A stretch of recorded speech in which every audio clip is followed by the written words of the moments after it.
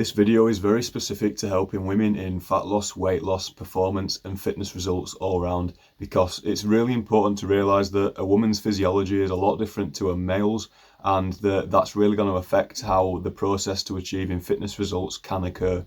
For a woman looking to lose fat, it is a lot harder than it is for a male. Women are responsible for the survival of human race, and by that I basically mean the repercussions of going too low body fat in a woman is very detrimental. It is between both genders, but the woman's reproductive system is heavily affected if body fat is too low and calorie intake is too low. So women fight back against fat loss a lot harder than men, and the fight back against low calorie intake and dieting could be less subconscious movement. Essentially preserving your body's energy stores, so a woman could eat a controlled calorie intake, frequently perform gym activity, and just subconsciously neglect all the non-exercise activity movements throughout the remaining hours of the day. This heavily contributes to the daily total energy expenditure, and that contributes to what you expend calorie-wise every day, which you want to obviously optimise for fat loss. Now I'm going to address the menstrual cycle in women, and in regards to that I'm going to address why women should be very specific to the approach they take when optimising fat loss and fitness results. Now just before I explain why women should follow a strategic fat loss approach, if we have a look at female personal trainers, experienced gym goers and female athletes, they all look to be complementing their body shape and level of body fat. They're following a protein sufficient diet, resistance training frequently that supports the body shape. If we look at people who predominantly do cardio work and eat a diet mainly in carbohydrates and fats, it's quite evident as to why there are different results in body fat and body shape. A controlled calorie intake is the utmost important point in body fat loss, but if we look at people who complement their ability to maintain a really nice body shape and level of body fat, it's a lot more prevalent than the people who don't. By the way, have a look at my video, Is Running Good for Fat Loss?, because it explains a lot of important differences between resistance training and cardiovascular work when losing fat and improving body shape.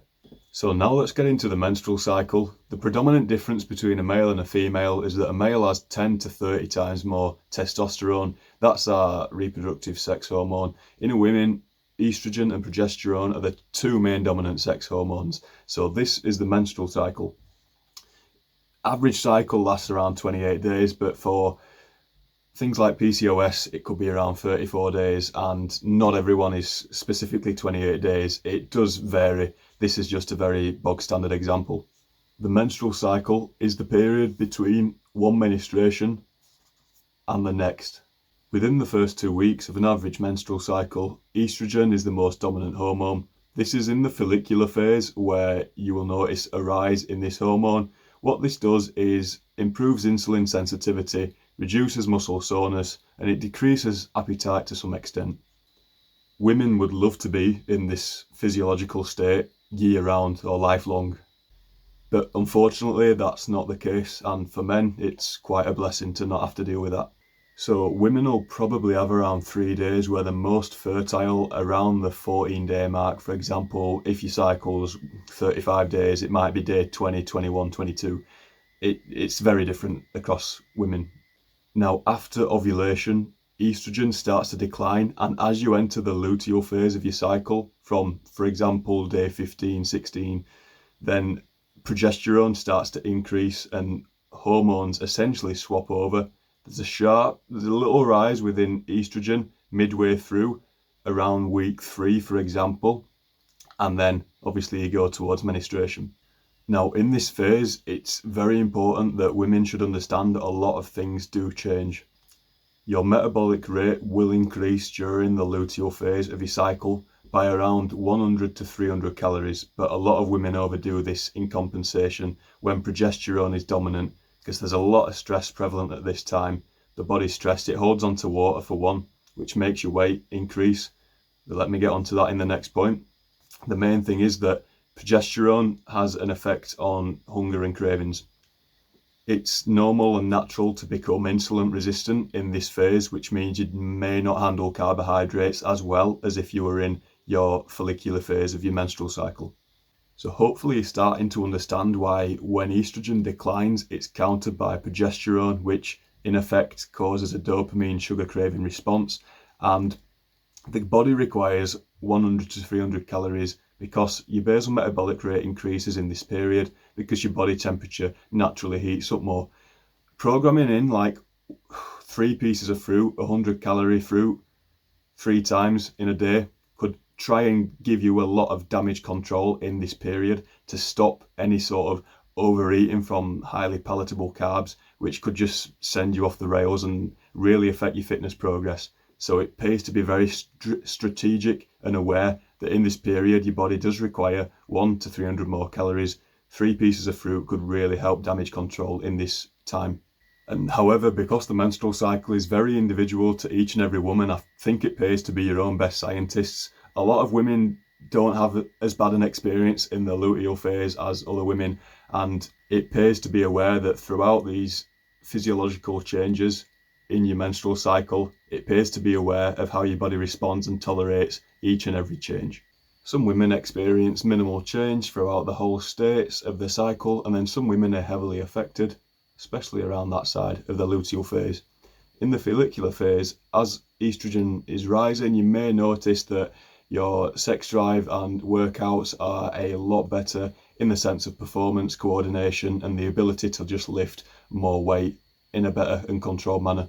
Now, in effect, I don't think a lot of women should be stressing too much, and they should understand the fact that in this side of the cycle, the latter 2 weeks of the cycle, strength decreases, performance decreases, coordination, fatigue, cramps.